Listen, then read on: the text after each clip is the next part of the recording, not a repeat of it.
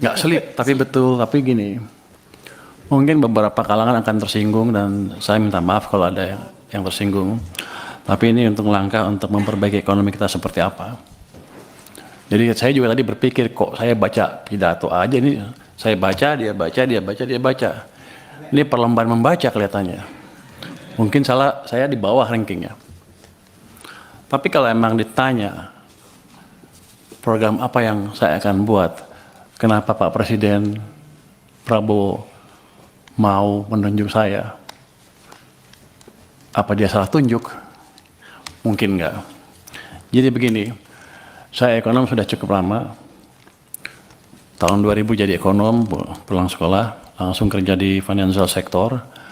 Kemudian 2002 langsung membantu tim think tanknya Pak SBY di Brighton Institute. Sering memberi masukan. 2010 staf khususnya Pak Hatta Rajasa. 2015 masuk ke KSP, membantu Pak Lut, dan memberi masukan ke Pak Jokowi juga ketika sedang susah. Jadi bagaimana manage ekonomi itu bukan barang baru untuk saya. Ini jangan bilang sombong ya. Tapi kan Anda mesti tahu, nanti saya harus meyakinkan bapak-bapak kan. Jadi saya berangkat belajar sebelum krisis 95. Tujuannya saya pikir oke, mungkin saya bisa membantu ekonomi. Tapi sebelum sekolah selesai 1998 krisis, pulang negara udah berantakan pada waktu itu ya. 2000 pertumbuhan mendekati 0, 2001 segala rendah kan. Habis itu kita bantu ke sana dan waktu itu Pak SBY bisa meningkatkan pertumbuhan sampai mendekati 6% kan. Terus diganti Pak Jokowi. Pak Jokowi pertumbuhannya sedikit di bawah 5% on average. Jadi saya pelajarin dari krisis 1998 salah kita di mana. Kenapa ketika 97-98 negara yang mulai diserang adalah Thailand, Korea dan lain-lain, kenapa yang paling terpuruk kita? Jadi saya pelajari betul apa yang terjadi waktu itu dan bagaimana cara mengatasi krisis kalau terjadi lagi. Jadi ini boleh teori sedikit ya Mas ya, izin. Silakan Pak, Bapak mau ngomong apa saya kasih kebebasan. Oke. Di buku moneter itu ada pemenang Nobel yang bilang bahwa dia mempelajari krisis tahun 1930 di Amerika. Dia bilang waktu itu krisis, mereka debat bunga di nolin kok masih krisis. Rupanya pada waktu itu walaupun suku bunga rendah 0, tapi uang vitamin yang di sistem perekonomian itu negatif. Jadi ekonominya dicekek. Itu sebetulnya yang melandasi teori utama kebijakan moneter. Jadi kalau Anda mau lihat kebijakan moneter, ketat atau longgar, jangan hanya dilihat dari suku bunga. Dia bilang begitu. Lihat laju pertumbuhan uang primer, base money. Jadi dampak kebijakan moneter amat signifikan di perekonomian. Tahun 1997, 98, 97 kita melakukan kesalahan yang fatal. Pada waktu itu BI menaikkan bunga sampai 60% lebih karena untuk menjaga rupiah.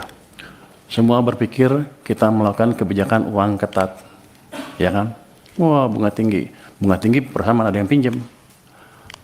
Tapi kalau kita lihat di belakangnya apa yang terjadi? Kita mencetak uang base money itu tumbuhnya 100%. Jadi kebijakannya kacau balau. Mau apa? Mau ketat atau mau longgar? Kalau kita melakukan kebijakan kacau, yang keluar adalah setan-setannya dari kebijakan itu. Bunga yang tinggi menghancurkan real sektor, uang yang banyak dipakai untuk menyerang nilai tukar rupiah kita. Jadi kita membiayai kehancuran ekonomi kita pada waktu itu tanpa sadar. Ini bukan karena yang ekonom-ekonom yang dulu bodoh atau gimana, tapi emang kita belum pernah mengalami keadaan seperti itu. Jadi kita belum tahu nyata seperti apa. Dan saya simpulkan kesalahan kita di situ. Jadi pada waktu 2008 ada global financial meltdown, kebijakan kita ubah.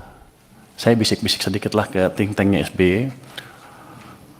Waktu itu mau jatuh ekonominya, ekspansi fiskal di tahun 2009, dan suku bunga diturunkan di bulan Desember 2008 ketika rupiah sedang melemah. Jadi hitungan saya lagi nih, kalau kita menjaga nilai tukar dan lain-lain, ciptakan pertumbuhan ekonomi. Kalau mau ciptakan pertumbuhan ekonomi, jaga kondisi likuiditas di sistem perekonomian. Itu yang terjadi. Saya pikir dengan edukasi tahun 2008-2009 itu, semua orang sudah mengerti kan banyak ekonomi yang lihat. Rupanya lupa terus kita. Kita tuh cepat lupa, makanya ada siklus bisnis ekonomi naik, ekonomi turun, sepertinya setiap 7 tahun kita lupa. Untung saya masih ingat sedikit-sedikit. 2015 ketika Pak Jokowi ngambil pemerintahan, kondisinya sama. Kebijakan sedang ketat. Saya pindah ke KSP untuk memberi masukan langsung pada waktu itu supaya kebijakannya dirubah. Dan itu kebijakannya dirubah dan kita selamat. Itu jadi pembalikan ekonomi Indonesia bukan terjadi otomatis. Semua karena intervensi kebijakan. Kebetulan Pak Jokowi cukup cepat mengambil langkah. 2020-2021 sama. Pada waktu COVID, semua nyalahin COVID akan menghancurkan ekonomi Indonesia katanya. Bank-bank mulai hampir berguguran. Saya waktu sedang di maritim, asik mancing lah. Saya pikir ngapain mikirin ekonomi lagi, udah pada jago di perekonomian kan. Tapi setelah kita lihat, base money pertumbuhannya berapa di situ? Di bulan Maret 2000, pertumbuhannya minus 15,3%. Minus, artinya ekonomi sedang dicekek padahal bunganya diturunkan. Ini salah kebijakan kita lagi. Jadi ekonominya turun, hampir hancur. Saya dipanggil ke istana, gimana? Ya udah Pak, dibalikin lagi aja. Gimana caranya? Ya udah, BI suruh kurangin penyerapannya ke sistem. Siapa lagi? Tambah uang ke sistem dari sisi fiskal juga Pak. Gimana caranya? Bapak punya uang kebanyakan di Bank Sentral. Waktu itu ada 500 triliun, 29 triliun. Balikin ke sistem. Di bulan Maret 2021, Mei 2021, dipindahkan uang sebesar 300 triliun dari BI ke sistem perbankan. Laju pertumbuhan uang naik lagi dari minus ke double digit 11, terus dijaga oleh Bank Sentral juga di atas 20%. Itu yang menyelamatkan ekonomi kita. Nah, saya pikir juga dengan pelajaran sepanjang itu kan, ya udah jago semua lah, ya udah kita santai aja.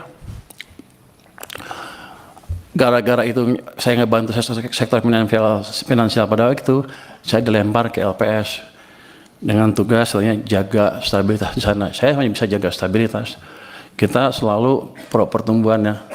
Jadi ketika even Bank Sentral naikin bunga, LPS naiknya lambat sekali untuk menjaga supaya ekonominya nggak tumbuh terlalu lambat. Tapi kan instrumennya saya bilang tadi, bunga hanya salah satu.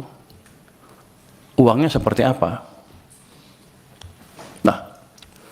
Rupanya sejak bulan 2023 bulan pertengahan itu, uang diserap secara bertahap terus ke bawah sampai pertumbuhannya 0 menjelang second half 2024. Jadi itu yang Anda rasakan di ekonomi, melambat dengan signifikan, real sektor susah, semuanya susah. Maksudnya keluar tagline Indonesia apa? Gelap, Indonesia apa? Kita semua menunjuk ke ini gara-gara global.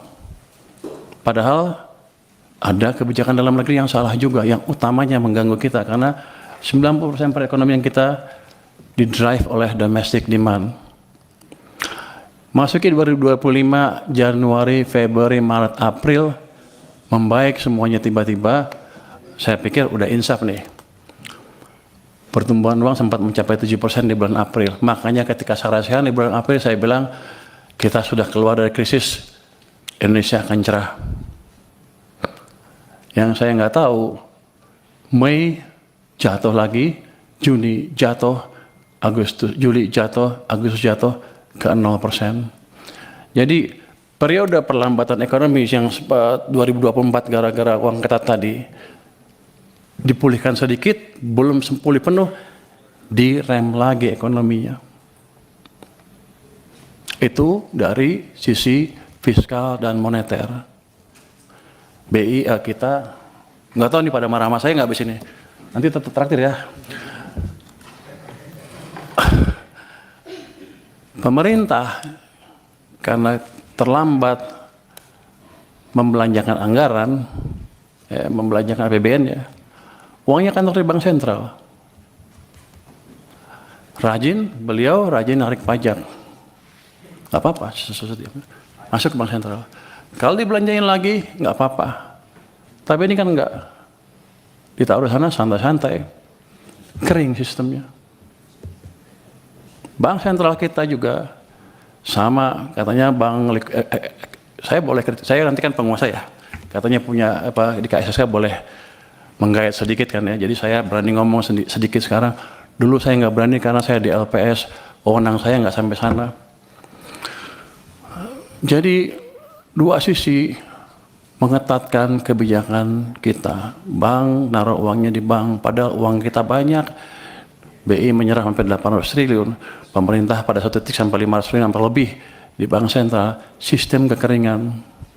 Yang Bapak-Bapak rasakan adalah yang kemarin demo itu karena tekanan berkepanjangan di ekonomi karena kesalahan kebijakan fiskal dan moneter sendiri yang sebetulnya kita kuasain. Yang jadi pertanyaan saya kan, di sini Komisi 11 rapatnya dengan Menteri Keuangan berapa ratus hari dalam setahun. Kenapa tidak pernah mempertanyakan itu? Dan sekarang saya datang ke sini tiba-tiba, udah semuanya pertanyaan banyak sekali yang harusnya sudah putus pada waktu itu. Tapi nggak apa-apa. Jadi ke depan yang saya lakukan adalah memperbaiki itu sebelum merubah yang lain-lain. Struktural lain kita bisa rubah, tapi quick win-nya di situ. Saya akan balik kondisi yang memburuk karena langkah kita sendiri. Oh gimana?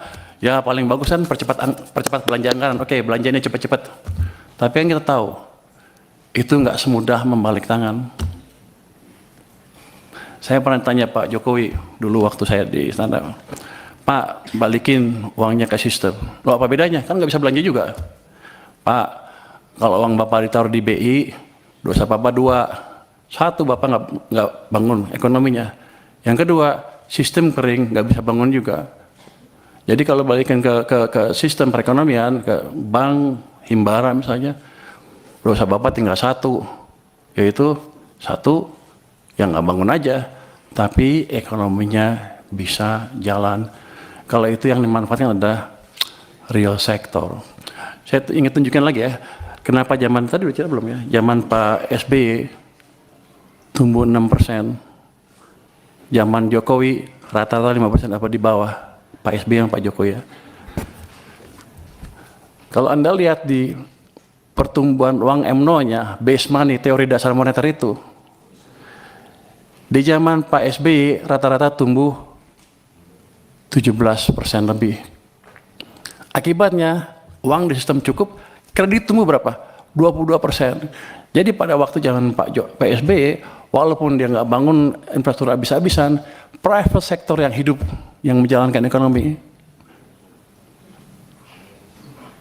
Itu berhubungan juga dengan rasio tax. Ketika tax private sector yang jalan, dia akan lebih banyak bayar pajak dibanding pemerintah. Tax ratio kita tumbuh 0,5% lebih tinggi dibanding ketika zaman Pak Jokowi. Pada zaman Pak Jokowi, uang tumbuh hanya sekitar 7% MNO-nya. Bahkan di titik-titik itu sepanjang tahun, 2 tahun terakhir sebelum krisis, itu tumbuhnya 0%. Memang ekonomi sedang dicekek. Cuman saya nggak tahu waktu itu karena saya di maritim. Jadi kita 2020 saya diminta bantu, saya kaget. Pak, kenapa begini Pak? Bapak bangun apa-apa mati-mati pun nggak bisa. Karena mesin ekonomi kita pincang. Hanya pemerintah yang jalan, sedangkan yang tadi 90% berhenti atau diperlambat.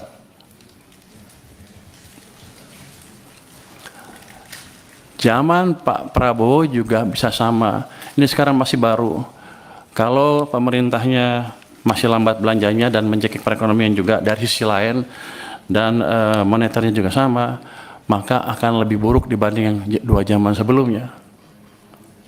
Dua mesin mati. Jadi tugas saya di sini adalah menghidupkan kedua mesin tadi, mesin moneter dan mesin fiskal. Nanti saya mohon restu dari parlemen untuk saya menjalankan tugas itu. Langkah pertama sudah kami jalankan. Saya sudah lapor ke Presiden, Pak, saya akan taruh uang ke sistem perekonomian. Berapa? Saya sekarang punya 425 triliun di BI cash, besok saya taruh 200 triliun. Sudah jalan belum? Sudah jalan belum? Sudah jalan? Lagi dijalankan. Kalau itu masuk ke sistem, dan saya nanti sudah minta ke Bank Sentral, jangan diserap uangnya. Biar aja kalau Anda menjalankan kebijakan moneter, kami dari sisi fiskal yang menjalankan sedikit. Tapi nanti mereka juga mendukung. Artinya, ekonomi akan bisa hidup lagi. Nanti, itu sisi private side dari kebijakan moneter, dari kebijakan fiskal. Di government side-nya sendiri, saya akan pastikan lagi tadi belanja-belanja yang lambat berjalan dengan lebih baik lagi. Ada yang dikomplain katanya apa? MBG tadi ya. Penyerapan pajaknya rendah. Saya tanya sama teman-teman keuangan, gimana monitoringnya? Ya dia bilang bagus-bagus saja, tapi ternyata enggak, jelek. Loh, terus kita apain? Ya nggak tahu. Saya bilang begini, ya udah, nanti sebulan sekali kita akan jumpa pers dengan kepala MBG. Nanti kalau penyerapannya jelek, dia suruh jelasin ke publik, saya di sebelahnya. Dan program-program yang lain yang lambat itu akan saya sisir. Saya kan baru hari ketiga dan rapat. Udah keburu rapat di sini, jadi belum lihat detail seperti apa. Tapi kami akan sisir. Bagian-bagian lambat kami percepat. Caranya gimana? Ya, kalau mereka nggak bisa nyusun kebijakan anggaran atau nyusun program kerjanya atau pengajuan anggarannya, kami akan kirim orang ke sana supaya jalannya cepat dan kita akan monitor on regular basis supaya anggaran yang banyak tadi, yang kalau lihat anggaran kan sama aja kan dari tahun ke tahun, gitu-gitu aja tuh nggak ada dampaknya, 55 aja, karena penyerapannya nggak dimonitor. Dulu pernah ada UKP 4 memonitor itu pun nggak jalan sempurna, karena UKP 4 terlalu jauh. Saya nggak tahu, harusnya tugas Pak Mana sekali, tapi saya nggak tahu. Kalau saya boleh kerjakan, saya akan kerjakan itu supaya memastikan betul-betul penyerapan anggaran bisa jalan. Dan tadi uang yang udah utang kita yang sudah kita keluarkan itu betul-betul bermanfaat buat ekonomi. Dari situ kenapa saya tadi bisa 6%? Si Purbaya sok tahu katanya bisa 6%. Orang-orang bilang sok tahu lo katanya. Di luar bilang gitu, sok pinter. Saya bilang kamu sombong katanya. Tapi ini udah berdasarkan pengalaman selama ini.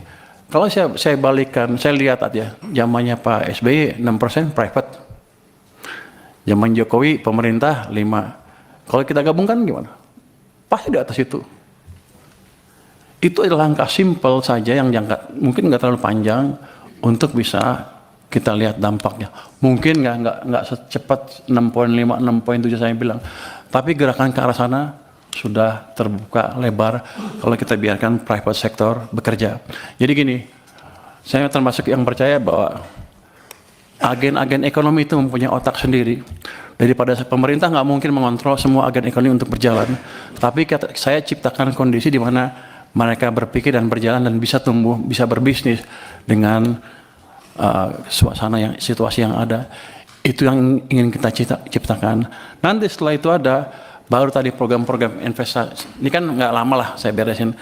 Nanti setelah itu tadi yang debottlenecking akan kita kerjakan Pak Hekal untuk investasi. Saya dulu pernah jadi, saya nggak tahu, boleh nggak gitu Kemenkuan. Nanti saya bentuk tim aja di Kemenku. Saya dulu pernah menjadi wakil ketua tim debottlenecking di zaman pemerintah sebelumnya. Ketuanya pada waktu itu Pak Yasona Lawli dengan beberapa Kemenko. Itu kita sidang setiap minggu, Senin 7 kasus kita putuskan. Saya mecahin 300 kasus dilaporkan ke kami, kita pecahkan 193 kasus investasi berhubungan dengan investasi sebesar 890 triliun. Jadi saya pikir saya udah ngerti, bukan ngerti, kira-kira ngerti deh, kira-kira bisa memperkirakan deh di mana bottlenecking, di mana hambatan yang kita hadapi dan gimana cara memecahkannya. Itu bukan tugas Kementerian Keuangan, tapi kalau boleh nanti saya bentuk tim aja di Kementerian Keuangan. Kalau yang lain tidak mau, tapi mungkin saya usulkan ke kementerian yang lain, Menko dan lain-lain untuk membuat itu lagi. Jadi